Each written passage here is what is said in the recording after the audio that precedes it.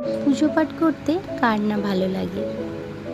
পুজো পাঠে মনে একটা আলাদাই শান্তি আসে। হ্যালো এভরিওয়ান, সবাই কেমন আছেন? আশা করি ভালো আছেন। আমিও ভালো আছি আপনাদের ভালোবাসায়।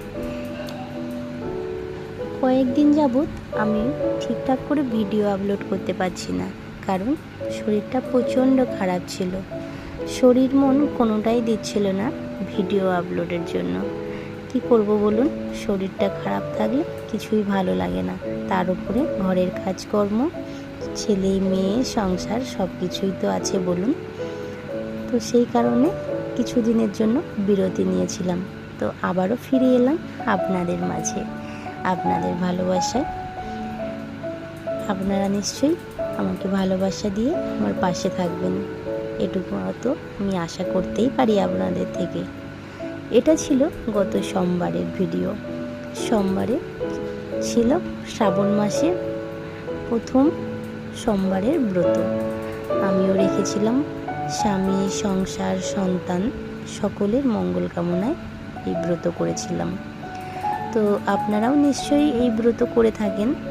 তো কম বেশি তো সবাই করে থাকেন, তবুও হয়তো কিছু মানুষ হয়তো করেন না।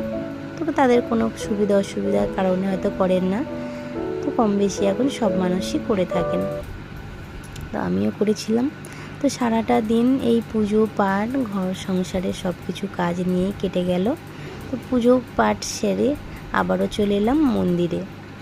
ভাবলাম সামনেই যেহেতু মন্দির, একটু মন্দিরেও পুজো দিয়ে আসি। তো ছেলে মেয়েকে সঙ্গে করে নিয়ে চলে এসেছিলাম। প্রচণ্ড বৃষ্টি হচ্ছিল, তো বৃষ্টি মাথায় নিয়েই এসছি বাবার দর্শন করতে। তো ফাঁকাই ছিল মন্দিরটা, যেহেতু দুপুরবেলা 3টে সাড়ে 3টে বেজে গেছিলো পুজো দিতে আসতে। তো সেই কারণে ফাঁকাই ছিল। খুব শান্তি মনে ভক্তি ভরে পুজো দিলাম। আর আমি তো শব্দ জানি না, তো যতটুকু জানি মনের ভক্তি দিয়ে ভগবানকে ডেকেছি এবং প্রার্থনা চেয়েছি।